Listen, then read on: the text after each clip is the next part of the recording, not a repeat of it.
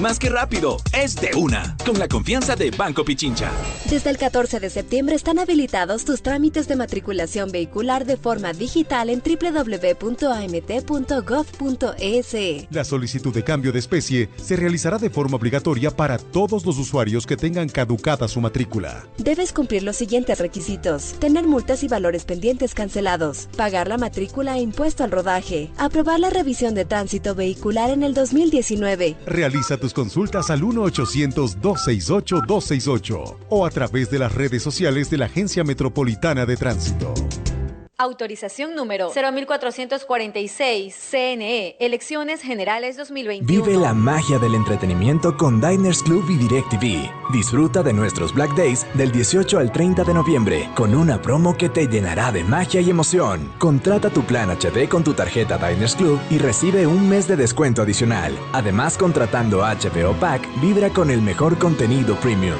Suma más pantallas con DirecTV Go sin costo adicional. El mejor invento para entretener a tu familia es DirecTV. Aplican condiciones. Más información en www.directv.com.es. Fin de espacio promocional y publicitario. Con toda la fidelidad. Con toda la fidelidad. Un manejo informativo solvente. Democracia. Ya está. Estamos de regreso ya y en contacto con el ex ministro de Finanzas, el economista Fausto Ortiz. También se sumará a este diálogo el economista Vicente Albornoz, decano de la Facultad de Economía de la UDLA. Al ex ministro, al economista Fausto Ortiz, bienvenido, buenos días. Se discute un poco en estos días algunas propuestas sobre la crisis, sobre cómo manejarla. Y algunos encuentran que la dolarización per se sí es una camisa de fuerzas que obliga a manejar, dicen unos, a manejar muy firmemente la economía, sobre todo la parte fiscal. Y otros dicen que no, que sigue teniendo la posibilidad de tener una política monetaria que le permita, si no, digamos, hacer lo que antes se llamaba política monetaria, sí controlar el encaje bancario, sí controlar las monedas estas que tenemos y que debe tener un respaldo en el Banco Central. En definitiva, esta posibilidad pequeña, pero posibilidad de control de tasas de interés, del encaje y estas cosas. Y lo que se encuentra es que la dolarización no les permite hacer otras cosas que les gustaría si llegan al gobierno. Señor economista Ortiz, bienvenido, buenos días. ¿Qué reflexiones le traen estas escaramuzas ideológicas, diría economista? Bienvenido, buenos días. Sí, Francisco, gracias por la entrevista. Buenos días, saludos cordiales a todos. El tema de la dolarización efectivamente es una camisa de fuerza y ha servido bastante bien desde su implementación allá por el año 2000. Tuvo unas pequeñas fallas cuando el gobierno anterior echó mano de los recursos del Banco Central y dejó desnivelado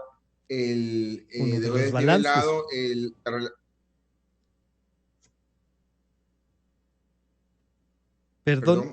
Sí, le escuchamos, economista Ortiz. Sí, estuvo bastante bien la dolarización, pero tuvo unas pequeñas fallas cuando el gobierno echó mano a reservas del Banco Central. Esa fue la parte más complicada. La idea es mantenerla, debería ser mantenerla y tratar de corregir esos desequilibrios, ¿no? Eso debería ser lo que el gobierno siguiente intente, fortalecerla, corregir desequilibrios y avanzar en esta tarea que nos ha dado estabilidad y posibilidad de observar a largo plazo. Esta posibilidad de observar a largo plazo, incluso de planificar desde las empresas, desde la vida privada, desde la vida diaria, de conservar un salario mínimo, se ve tentada porque los populismos en general tienden a echar mano para, entre comillas, distribuir o repartir recursos que no los hay. Y entonces sí, les resulta Difícil mantener una política económica con esta rigidez de la dolarización. Claro, fue bastante fácil llevarla del año 2000 al 2008, cuando el dólar como moneda principal perdía valor, es decir, se depreciaba y el precio del petróleo incrementaba. Es decir, ahí fue bastante fácil llevar la dolarización. Pero del 2009 en adelante, un par de años, y después del 2014 para acá, ocurre lo contrario. El dólar empieza a volverse fuerte, el precio del petróleo empieza a caerse y molesta esa situación.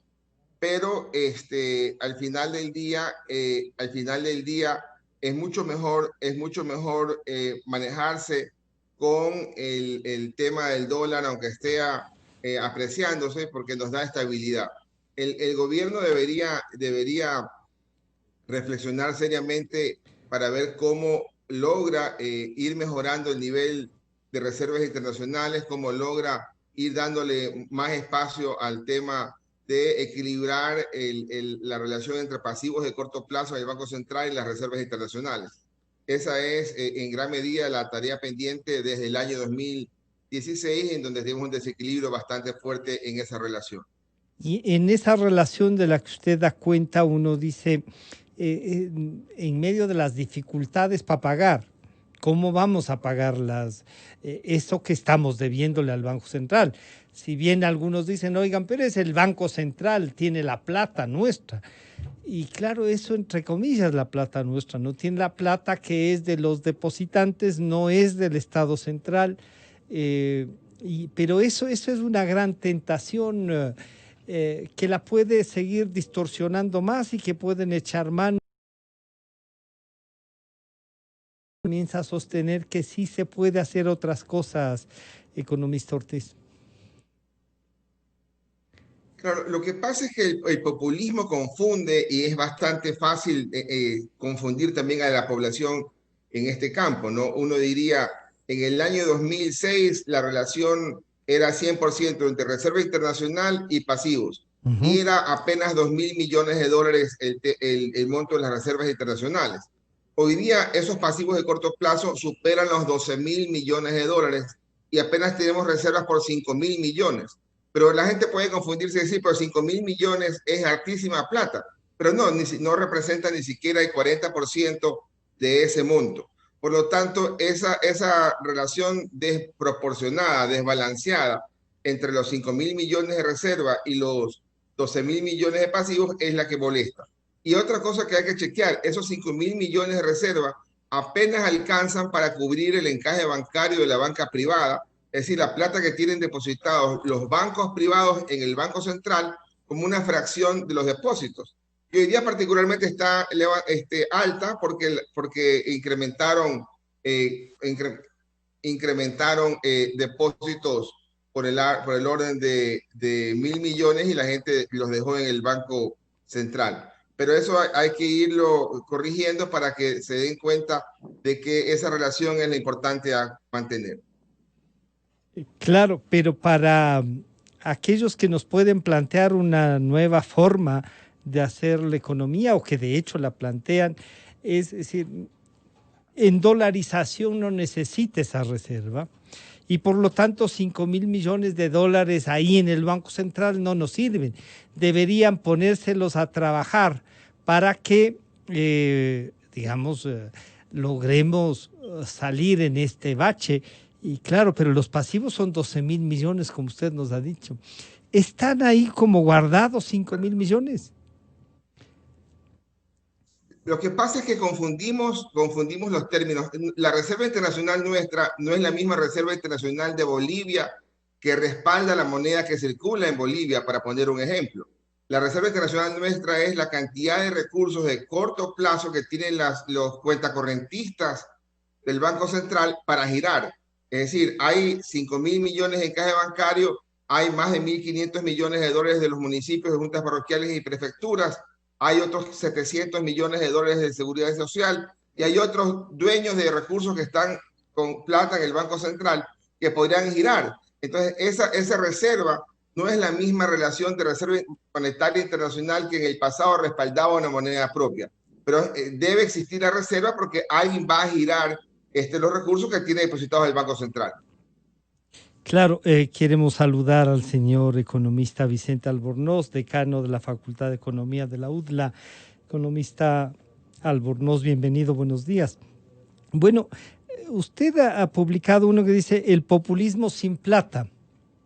Y este populismo analizábamos con el señor economista Ortiz.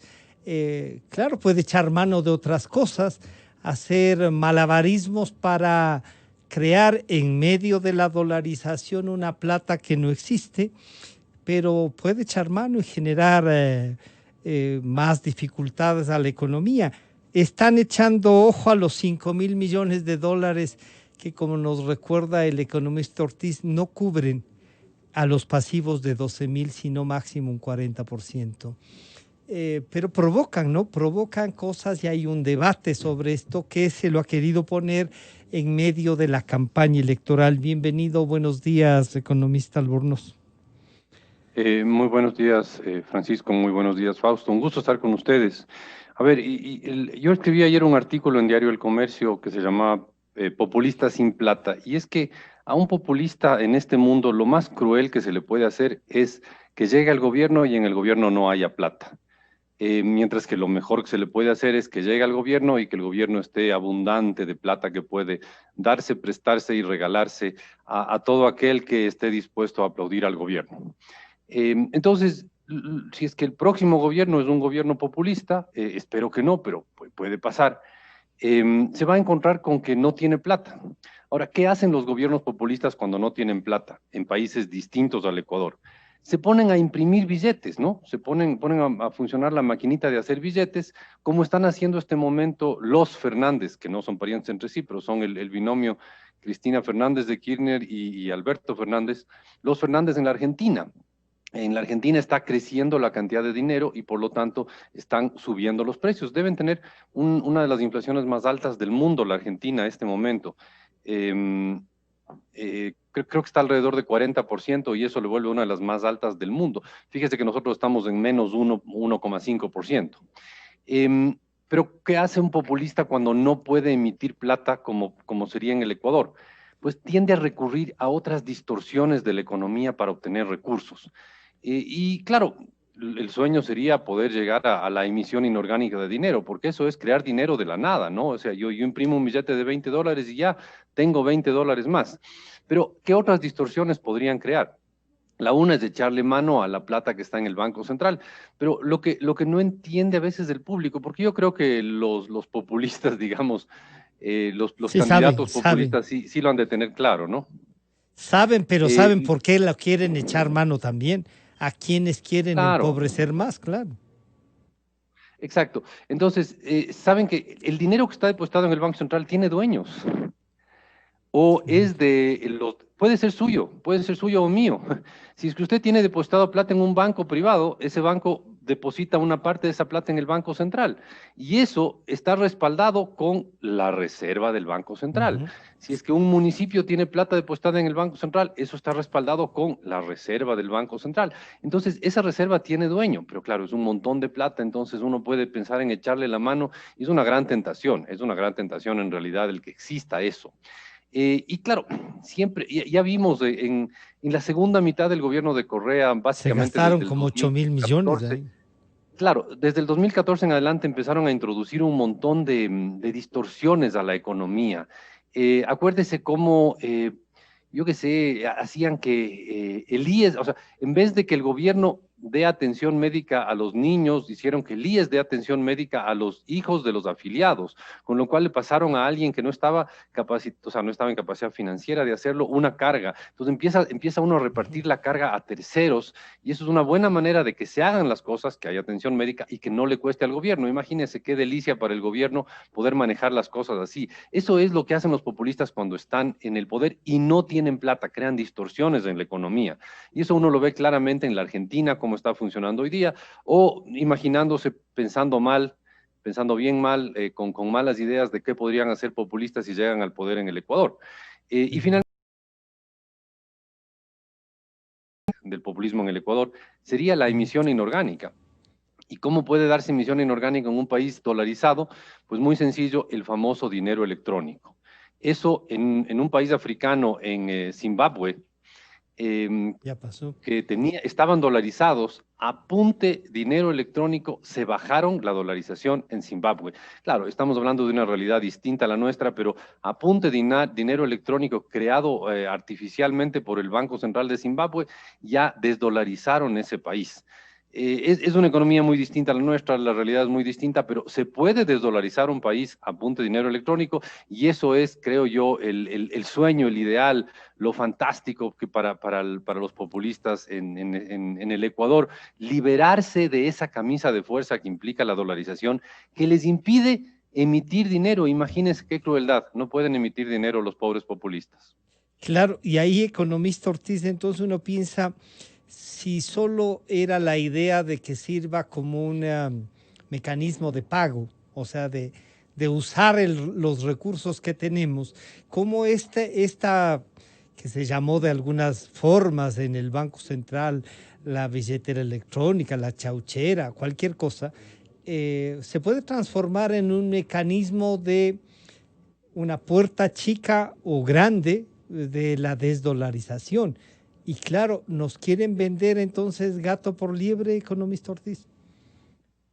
Claro, el gran engaño es señalar que la emisión de dinero electrónico en este proyecto que está por analizarse en la Asamblea Nacional en algún momento, que se llama Renta Básica Universal, es que esta emisión de dinero electrónico no tiene ningún impacto o vinculación con la parte fiscal, es decir, que no le va a costar al gobierno nacional una política fiscal de incremento de gasto e incrementar el déficit, sino que es una situación, la idea de este engaño que pretenden pasarle a la Asamblea Nacional, que me imagino que no tendrá ningún tipo de respaldo y tampoco tendrá respaldo en el gobierno nacional si es que llegara a avanzar.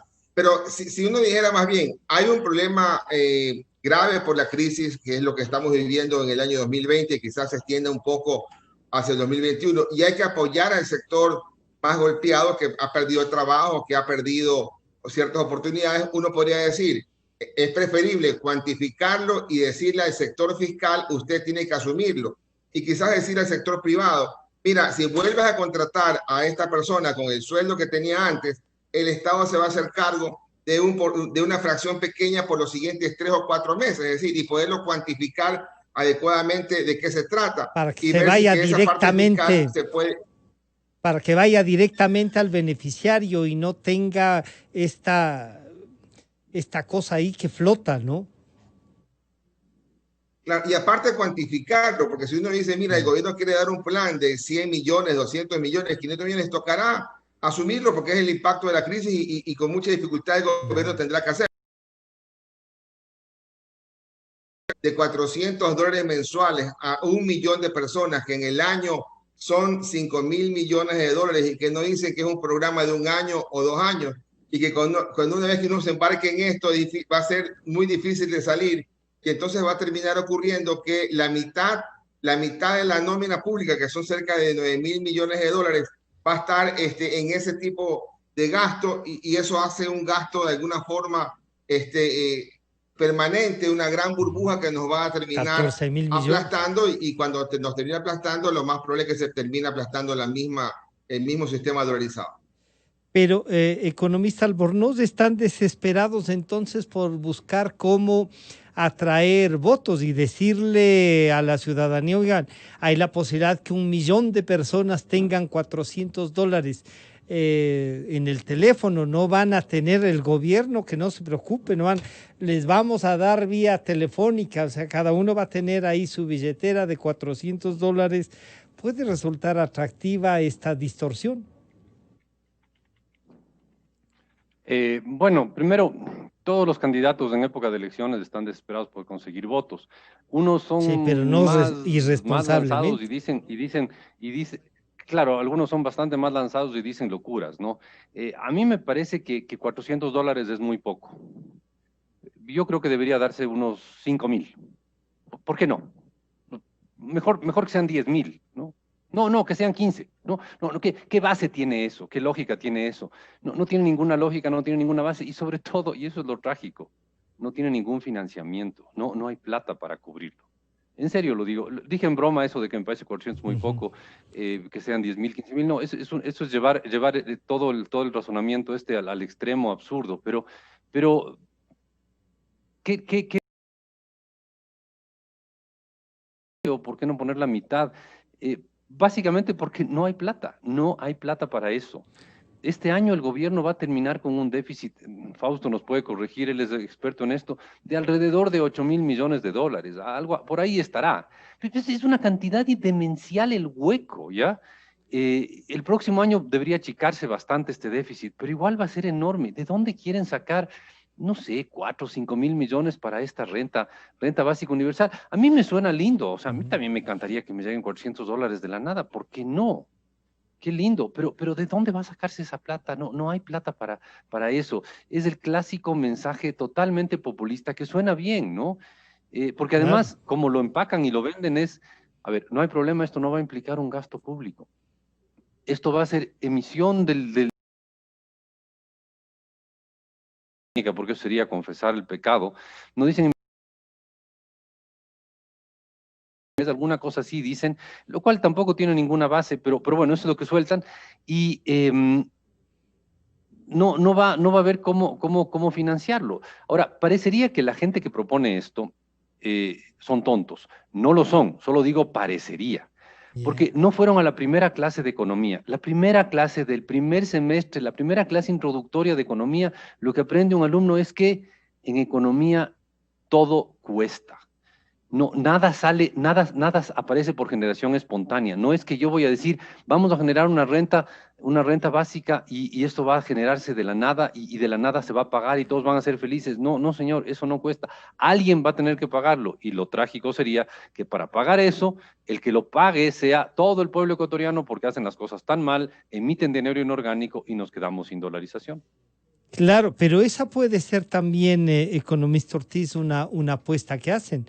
Desdolarizar para poder echar mano de la máquina, subir los salarios al doble y claro, al día siguiente devaluar la moneda a más del 100%.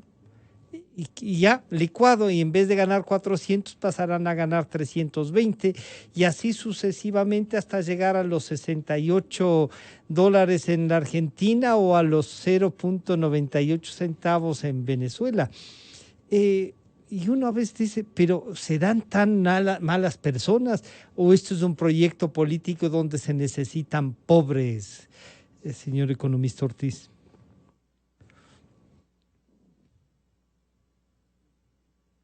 No sé si Fausto nos escuchó. Sí, yo creo que uno puede pensar en que el esquema venezolano, el esquema argentino, pudiera ser el modelo a seguir por ellos, ¿no? En el sentido de que pudiera ser la ruta como para poder mantener a la gente en ese corral, en esa situación difícil de abandonar y tener a la gente a la espera de las dádivas del gobierno, digamos, que no es un mecanismo ideal. La gente creo que en estos 20 años que hemos estado dolarizados ha estado sintiendo las grandes bondades de haber estado dolarizados, lo que es la posibilidad de mirar el largo plazo, quizás de las más importantes, por poder comprarse ese carro, poder comprarse esa casa, poder comprarse aquel electrodoméstico. Eso de ahí debería ser importante para rechazar fuertemente a aquel que pretenda quitarle ese ambiente y entorno de bienestar. Sin embargo, hoy día vamos a ir viendo cómo la campaña se desarrolla. El tema de la renta básica universal es, creo, una pequeña bandera de prueba de ensayo para ver cómo les va. Yo no creo que sea una cosa positiva. Seguramente tiene que haberles pegado en contra, porque uno siempre cuando pregunta la dolarización es algo que te interesa mantener, 92%, va a ser siempre positiva. Entonces, por ahí tendrán que ir buscando otras alternativas, me imagino, en las campañas, y ojalá el candidato, claro, y así es, y ojalá los candidatos puedan ir mostrando una línea de política en esa dirección. Miren el caso argentino, arrancaron insultando muy fuertemente al Fondo Monetario y ya están sentados con ellos, conversando para el financiamiento para el resto del programa. Hoy día estamos en algo similar. Ecuador dice no queremos ni saber del Fondo Monetario, pero cuando se sienten en el poder y vayan a ver las arcas fiscales vacías, como plantea Vicente, una cosa es el populismo con plata, otra cosa será el populismo sin plata. Entonces tendremos que ir haciendo notar que las políticas no son tan fáciles manejar cuando las arcas están vacías. Entonces, en esa línea, la campaña va a empezar y seguramente va a ser interesante ir notando los giros que vayan a ir dando. Yeah. Economista Albornoz, uno piensa en Venezuela y dice, bueno, lograron mantener algo más del 40% de la población reforzando. Y si es que no les alcanza, ponen votos. Y claro, ese modelo es que anula a la otra mitad o algo más de la mitad, pero tienen ese 40%, tienen las Fuerzas Armadas y el partido único, pues, ¿no? Entonces, tanto que la vicepresidenta asomaba ayer en un video ahí, decía que van a tener 8 días sin peligro de que el virus les ataque. O sea, son capaces de decir cualquier cosa, la publicidad les ayuda, y si logran tener entre el 30 y el 40% de respaldo, esto se vuelve posible, economista Albornoz. Bueno, afortunadamente, Fausto y yo somos economistas, no analistas políticos. La verdad no tengo idea qué acabe pasando con esta gente que vende humo, ¿no? Son vendedores de humo que venden... Son unos cherres cualquiera. Sí, básicamente. Son gente que imagínense lo que es. Saben que yo les voy a dar $400 a todos cada mes y no va a costarle nada a nadie. No hay que subir impuestos, no hay que ajustar gasto, no hay que redirigir siquiera. Ya dejo de gastar en publicidad y ahora gasto en los pobres. No, nada. Vamos a sacar a los ricos, pues.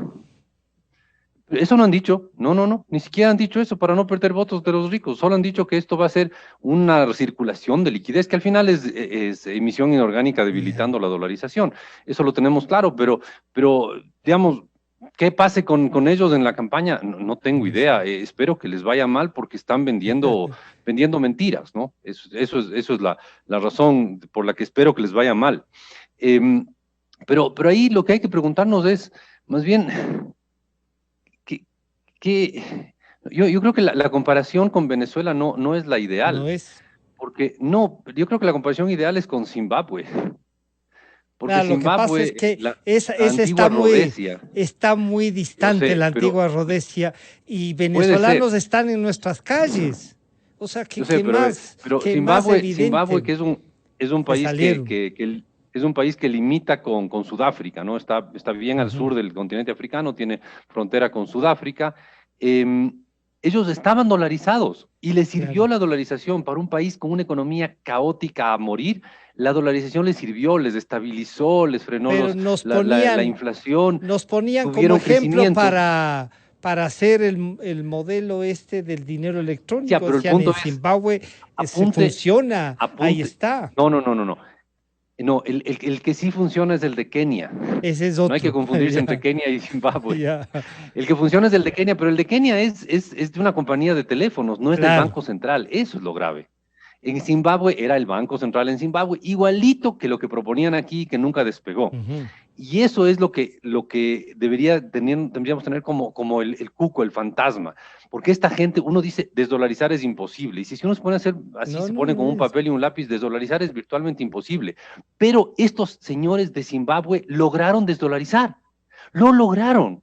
Y ahora Zimbabue es un país que está por segunda vez en un par de décadas en una espiral hacia el caos económico impresionante. La primera vez fue justo antes de dolarizar y la segunda vez es justo después de desdolarizar. Ellos deberían servirnos como ejemplo de que desdolarizar sí se puede y que la herramienta, el arma secreta para desdolarizar es el dinero electrónico. Ese es el caballo de Troya que los no sé la palabra correcta, zimbabuenses, supongo, zimbabueños, no sé cuál sea el gentilicio de Zimbabue, rodesianos tal vez, no sé, me estoy inventando, usaron para destruir la dolarización. Entonces tengamos claro que eso sí es destruible, no es tan intocable como lo creíamos, es destruible con las herramientas adecuadas. Fausto, una propuesta de esta naturaleza, y que hay gente que dice, verán que yo propuse, oigan, ahí está el proyecto de ley, y la señora Aguiñaga dice que es un proyecto viable, que se puede hacer, que no se asusten, que no va a necesitar plata del fisco. Bueno, son propuestas económicas y alguien deberá entonces, Fausto, plantear cómo fortalecer la dolarización para que estos intentos políticos de populismo no lleguen a por lo menos el 30 o 40%, que puedan someter al 60%, Fausto, sin ser analista político, pero no solo siendo analistas económicos, sino además haber estado en el Ministerio de Finanzas, ¿no? ¿Cómo enfrentar? Vale la pena dar una respuesta también política, de política económica sería ahí.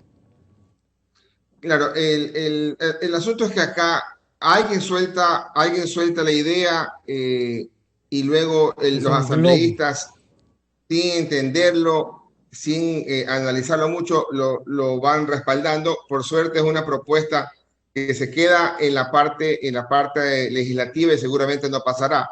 El tema es que lo utilizan en la campaña. Ya en la campaña yo recuerdo las estrategias, ¿no? Que se hacían en el pasado.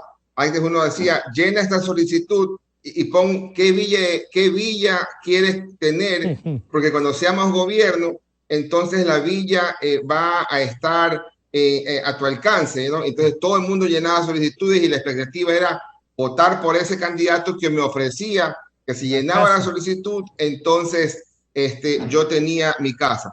Hoy día la situación no es muy distante a aquella. Lo que están diciendo es, mira, si votas por mí, yo te voy a ofrecer este tipo de alternativa de regalarte plata para que tengas un poco mejor las cosas. La población entiende la ventaja de estar dolarizado y creo que es bastante más difícil engañarlos en el tema de la dolarización y que cualquier cosa que te saque de dolarización va a ser mejor, va a ser bastante rechazada. Yo solamente pongo un ejemplo, en mis redes sociales yo criticaba la propuesta del asambleísta Aguiñaga y de mis 200 respuestas que tuve en las redes sociales, no tuve una sola crítica dura, fuerte a mi comentario. Es decir, la población, inclusive hasta el ejército de troles del gobierno, no entra a criticar el asunto de que pones en peligro la dolarización con ese tipo de alternativa. Entonces eso quiere decir que la gente ese mensaje no lo está comprando y seguramente vamos a tener que ver cómo lo cambian en la campaña y cómo se asemejan más a las políticas que traten de fortalecer de la dolarización, porque ese es el mensaje que tiene el gobierno actual, debería ser el mensaje en la campaña, pero más allá de la campaña, sería importante que se implemente después del 24 de mayo. Claro, y ahí hay una cosa que es interesante y que también han echado mano. Dicen, pero si el Fondo Monetario Internacional les está alando las orejas y diciendo no han gastado más en los pobres. Claro, se olvidan de decir que esa plata ya se han robado. Pero el fondo dice, ¿no? El fondo dice, oigan, señores, hay que poner más ojo a la parte social. Claro, ustedes nos han dicho esta mañana, sí, hay que dar una mano, hay que trabajar por eso, pero hay que financiarlo. Y con semejante déficit, no sé, y pedirán bajar el presupuesto general del Estado, de alguna manera habrá que hacerlo. ¿Qué perspectivas debe tener entonces una propuesta distinta a esta del reparto y del reparto de la pobreza, sería, economista Albornoz?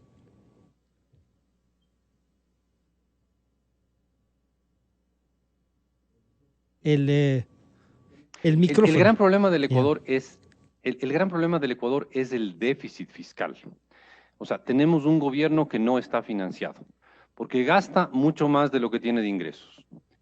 Y ahí es necesario que los ecuatorianos nos pongamos de acuerdo, que lleguemos a un consenso de qué tamaño de gobierno queremos. Si queremos un gobierno como el actual, ok, a mí me parece muy grande, pero si los ecuatorianos quieren un gobierno que gaste lo que gasta el actual, ok, pero hay que financiarlo, así de sencillo. Entonces habrá que subir impuestos hasta el nivel en que se cubra los gastos actuales.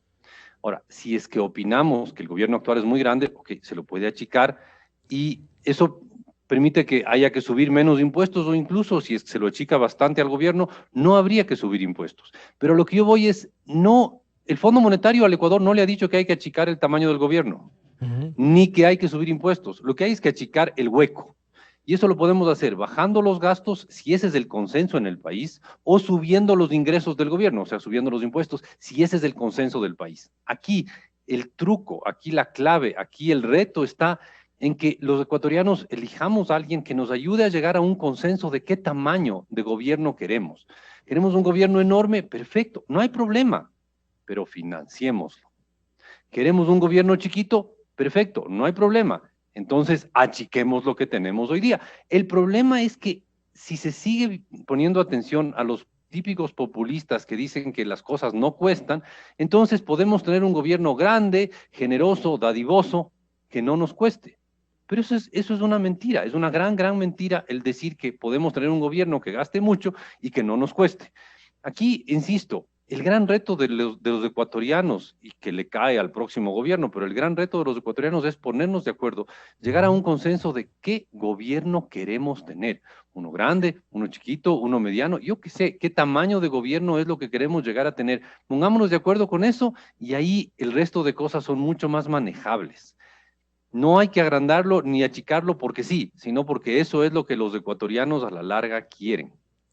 Economista Ortiz, entonces la recomendación o lo que dice el Fondo Monetario está diciendo, a ver, estas son las opciones que ustedes escojan el camino en definitiva, pero lo de la parte social sí está y dice que hay que preocuparnos y hay que asignar directamente los recursos.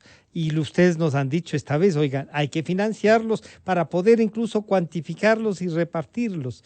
Eso es entonces el camino y con lo cual también uno diría se fortalece el acuerdo con el fondo.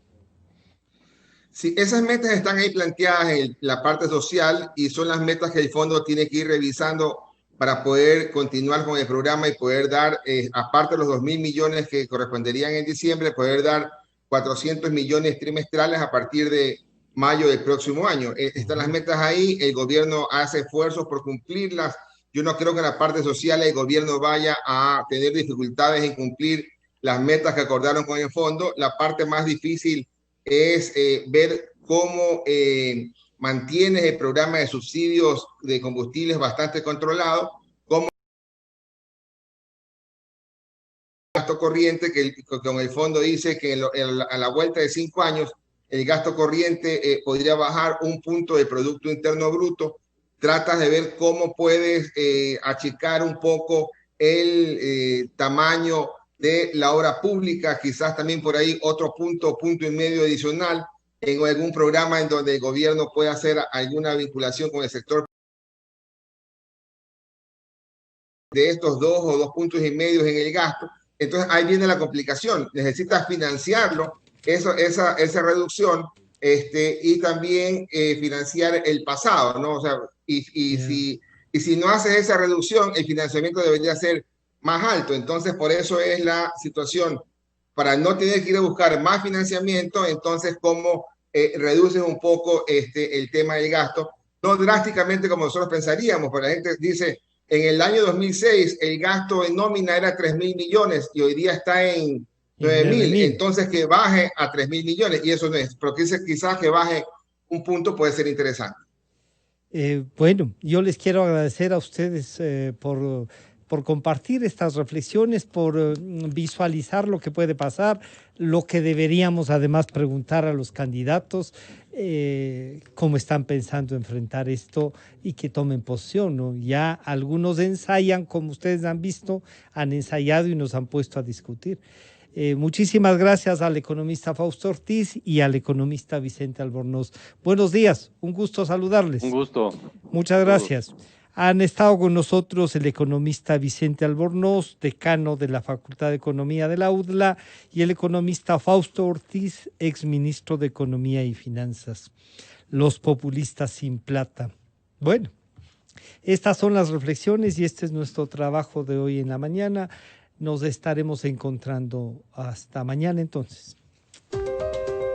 Calidad. Innovación. Completamente democracia. Inicio de